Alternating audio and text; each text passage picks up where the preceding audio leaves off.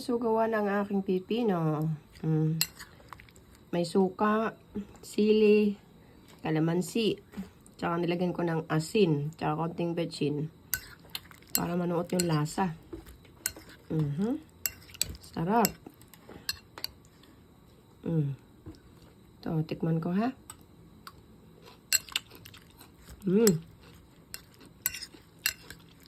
Sarap.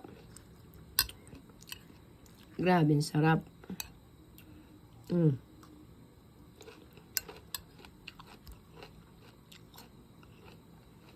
Sili. Tapos ito yung aking kamuting kahoy. Balanghoy. Bawas na yan. Sarap oh.